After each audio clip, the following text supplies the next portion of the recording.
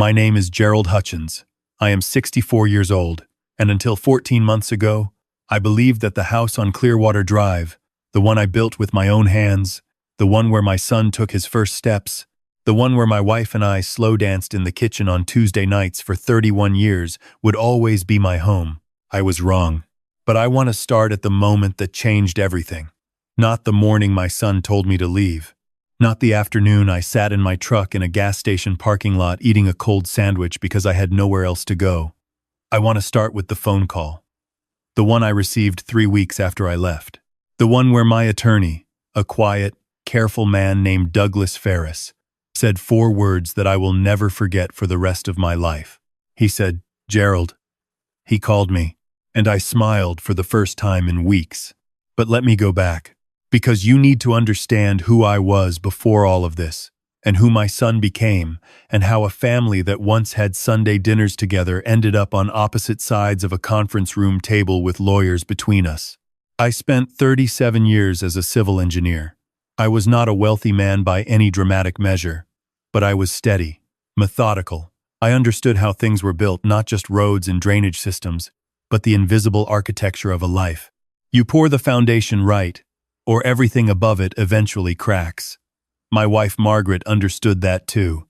We built together.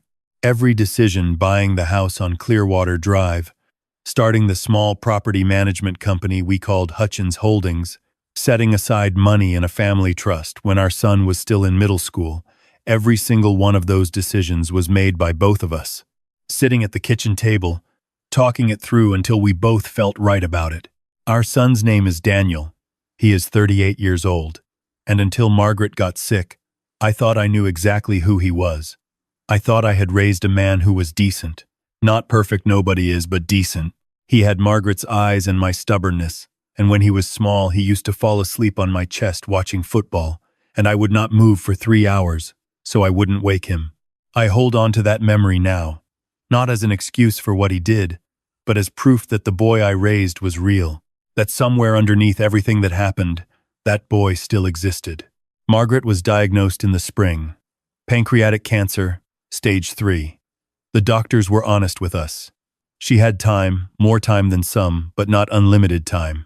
She was 61 years old, and she faced it the way she faced everything in her life, which was with a kind of fierce, quiet grace that made me feel ashamed of every petty complaint I had ever made about anything. Daniel came home when we told him.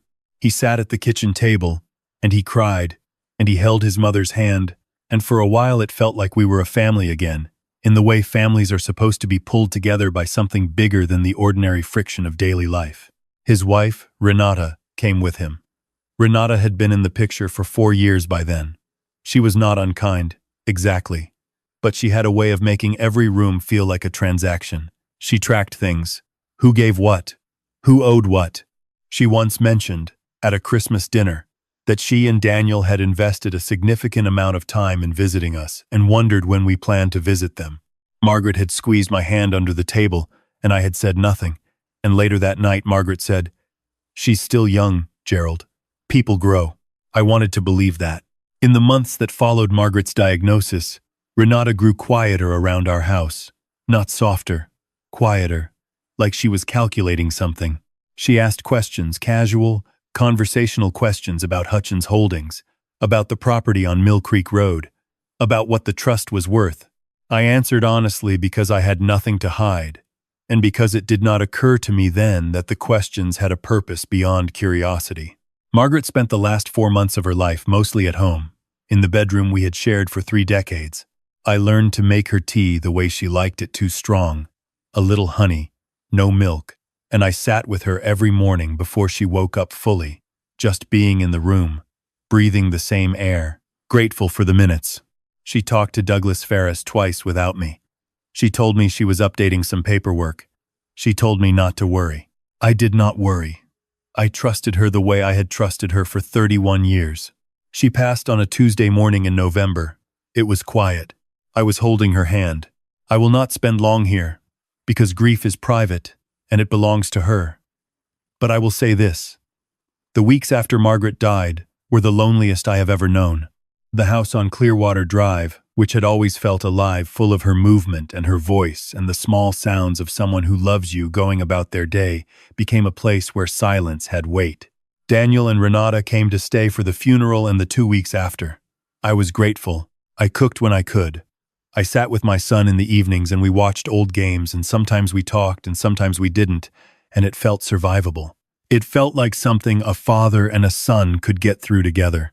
Then Renata started making calls. I noticed it first on a Thursday evening.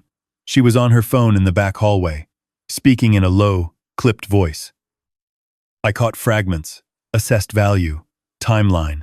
Once it's transferred, I told myself it was her work. She was in real estate on the residential side, and she had her own clients, her own deals. It wasn't my business, but then I found the folder. I was not snooping. I want to be clear about that. I was looking for the utility bill in the kitchen drawer, the one I kept insurance documents in, and the folder was there, thick and tabbed, with printouts I did not recognize. Property transfer forms, listings of Hutchins Holdings assets, an email chain between Renata and a broker I had never heard of, discussing the Mill Creek property as if it were already available. I stood in my kitchen for a long time holding that folder. When I confronted Daniel that evening, I kept my voice level. I showed him the folder. I asked him what it was. He looked at it, and then he looked at Renata, and something shifted in his face, not guilt exactly, but a kind of resolve, like he had been waiting for this conversation and had already decided how it would go. He said, "Dad, we need to talk about what makes sense going forward." He said the house was too big for one person. He said the upkeep was going to be significant. He said that Renata had done some research, and here Renata nodded, calm and prepared, and that between the house, the property management company, and the trust accounts, the estate was substantial, and that it made much more sense to consolidate, liquidate certain assets, reinvest through a structure that he and Renata could actively manage. I asked him what that meant for me. He said there was a very nice 55-plus community in Scottsdale, active lifestyle, pool, events. He said a lot of people his mother's age, he stopped himself there, a lot of people my age loved it. I was 63 years old. I had worked every day of my adult life. I had built the company that was now being discussed like a portfolio to be reorganized. And my son was sitting across from me at the kitchen table where I had eaten 10,000 meals, suggesting that I move to a managed community in Arizona. I asked him whose name the house was currently in. He glanced at Renata again. He said that the estate process was still underway, but that his mother had left her share of the estate to him, which was accurate, as far as it went, and that once the transfer was complete, the house would be in his name. I told him I needed some time to think.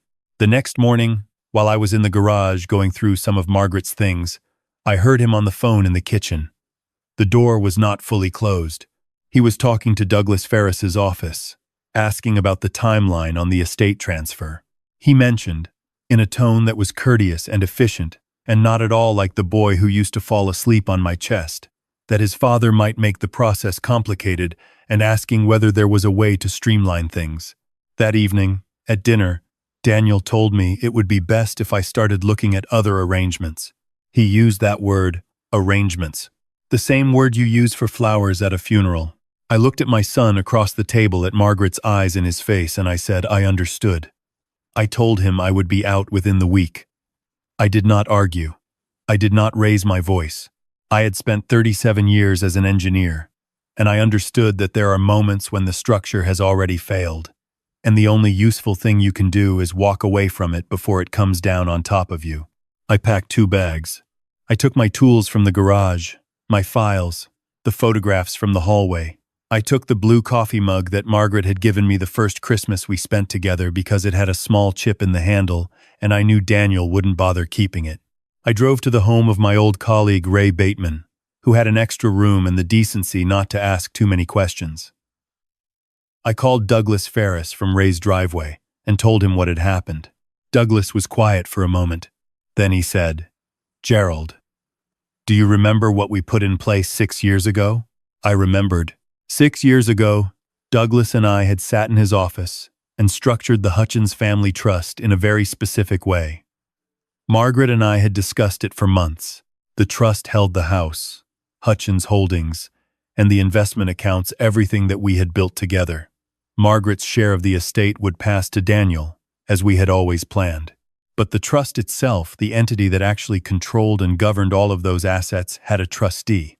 A single trustee, with full authority over distributions, sales, transfers, and management decisions. That trustee was me, not jointly. Not with succession language that would automatically transfer to Daniel upon Margaret's death.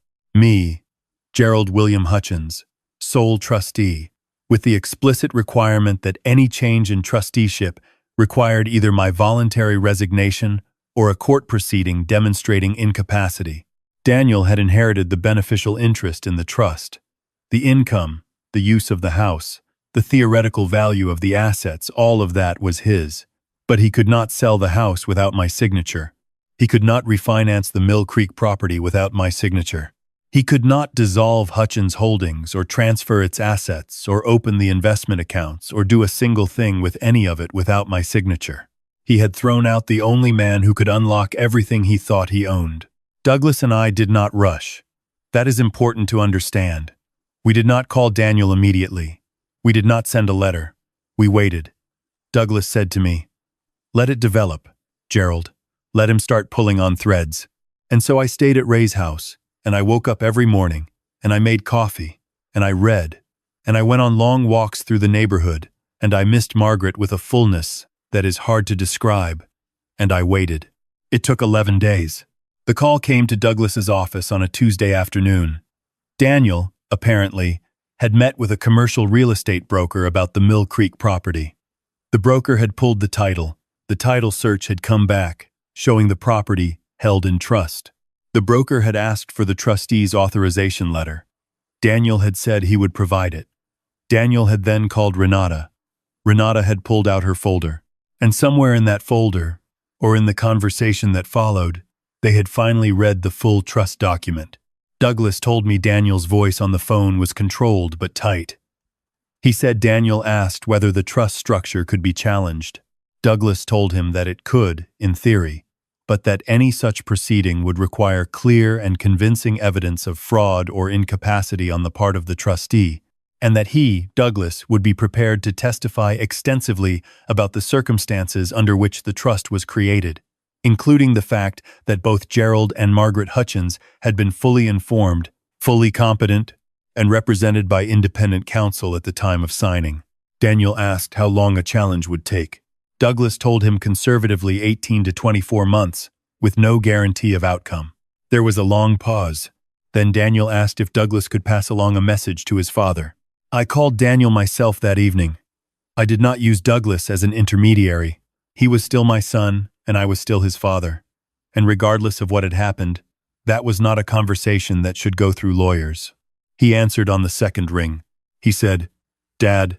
I said, "Daniel." He was quiet for a moment. Then he said, "I didn't fully understand the trust structure." I said, "I know." He said, "Renata and we weren't trying to push you out permanently. We just thought." I said, "Daniel, I know what you thought." And I did. I knew that Renata had looked at the numbers and seen an opportunity, and that my son had loved her enough or been close enough to her orbit for long enough that he had let her thinking become his thinking. I knew that grief does strange things to people. I knew that I was not entirely clean in this, either. That there had been years when I had been a quieter presence in my son's life than I should have been, when work and habit had stood in for the real conversations we should have been having. I knew all of that. But I also knew what he had done. I knew the folder in the kitchen drawer. I knew the phrase, "other arrangements." I knew that he had called Douglas's office the morning after telling me to leave, before I had even finished packing. I told Daniel that I was willing to meet, not at the house on Clearwater Drive, not yet, at Douglas's office, with both of us present, because this was no longer just a family conversation. It had become a legal matter the moment he had called to discuss streamlining the estate. He agreed. We sat across from each other 3 days later in Douglas's conference room. Renata was not there. Daniel had asked to come alone, and I had respected that. He looked tired, older than 38. He had his mother's eyes, and they were not happy eyes that morning. I told him that I had no interest in punishment. I want to be clear about this because it is the truth. I was not sitting in that conference room to watch my son suffer. I was 63 years old and I had just lost my wife, and the only person in the world who shared 31 years of memories with me was sitting across the table, and I did not want to destroy him. But I also told him that things could not go back to the way they were before, because the way they were before was not actually what I had believed it to be. The floor I thought I was standing on had not been there, and before I could trust any floor again, I needed to understand what was real. I told him that I would continue as trustee, that Hutchins Holdings would continue to be managed as it had been, with the income distributed according to the trust's terms, that the house on Clearwater Drive could continue to be used by him and Renata, because Margaret had wanted him to have a home, and I was not going to dishonor that wish out of anger. But I told him that any major decisions, any sale, any refinancing, any structural change would require my agreement, not as a punishment, as a structure, because the trust required it, yes, but also because my name had built those assets, and my wife had died believing they would be managed with integrity, and I was not willing to sign my name to decisions made purely in the interest of liquidation. I also told him something else, something I had been thinking about during those 11 days at Ray's house. I told him that I wanted us to have dinner, not a business meeting, not a mediation session, just dinner, the two of us, once a month, at a restaurant we chose together. No agenda, no lawyers, no Renata, at least at first, just a father and a son figuring out if there was still something between them worth preserving. He was quiet for a long time. Then he said, "Mom would have wanted that." I said, "I know she would. That's not the only reason I'm asking." He nodded. He looked at the table. He said, "I'm sorry, Dad. I know that doesn't fix anything, but I am." I looked at my son across the table. 38 years old. My wife's eyes. My stubbornness. Somewhere inside him, the boy who used to fall asleep on my chest. I said, "I know you are." We shook hands before we left the conference room. Douglas, to his credit, said nothing. He simply gathered his papers and walked out and left us to it. That was 8 months ago. I moved back to Clearwater Drive 2 months after that meeting, into the guest suite on the ground floor. It was Margaret's idea. Originally, she had converted it years ago for exactly this kind of situation, though she had imagined it differently. Renata and I have developed a careful, civil truce. She is not warm, and I do not expect her to be. But she does not leave folders in kitchen drawers anymore. And last month she made Margaret's sweet potato casserole for Thanksgiving. She had found the recipe in Margaret's handwriting on an index card in the pantry, and when she set it on the table, she looked at me and said, "I hope I got it right." I told her it was close, that Margaret's secret was a pinch more nutmeg. She wrote it down. "These are small things. I understand they are small things. The ground between us is still new, and I do not fully trust it, and I am not sure I ever entirely will. But I think about what Margaret said about Renata, years ago, in the kitchen after that Christmas dinner. People grow. Margaret was usually right about people. I am trying to believe she was right about this one too. Daniel and I have had dinner 7 times now. We found a steakhouse near downtown that neither of us had been to before Neutral Ground, which felt right, and we go on the second Wednesday of every month. We talk about his work and my walks and the baseball season, and occasionally, carefully, about his mother. Last month he told me about a memory I had never heard. A Saturday morning when he was 9, and I was at a job site, and Margaret had taken him to a farmer's market and let him pick out anything he wanted, and he had chosen a single enormous sunflower, taller than he was, and carried it home on the bus, and she had put it in a vase on the windowsill and told him it was the most beautiful thing anyone had ever brought her. I had never known that story. Margaret had never told me, and hearing it from my son, in that steakhouse on a Wednesday night, I felt her presence so clearly that for a moment I had to look away. That is the thing about a life built carefully, the right foundations, the right structures, the right documents filed with the right attorney. It is not glamorous work. Nobody celebrates it. But when everything above it shifts and cracks, the foundation holds. And if the foundation holds, there is still something to come back to, something to rebuild on, if you decide that is what you want to do. I am 64 years old. I wake up every morning in the house on Clearwater Drive. I make my coffee in the blue mug with the chipped handle. I go for my walk. I check in on Hutchins Holdings. The Mill Creek property is doing well, and we have a new tenant on the Riverside units. A small accounting firm with a 5-year lease. Solid. I have dinner with my son on the second Wednesday of every month. I miss Margaret every single day. That does not diminish. But I have learned, in this last year, that grief and gratitude can live in the same place without canceling each other out. I am grateful that she trusted Douglas Ferris. I am grateful that she sat at the kitchen table with me 6 years ago and thought carefully about structures and foundations and what it means to build something that lasts. I am grateful that she left me, in her quiet and careful way, exactly what I needed to find my way back. I am grateful that my son has his mother's eyes, and that somewhere underneath the years and the choices and the folder in the kitchen drawer, he is still the boy I raised. He is still decent. I think Margaret knew he would come back to that. I think she always knew. She was usually right about people,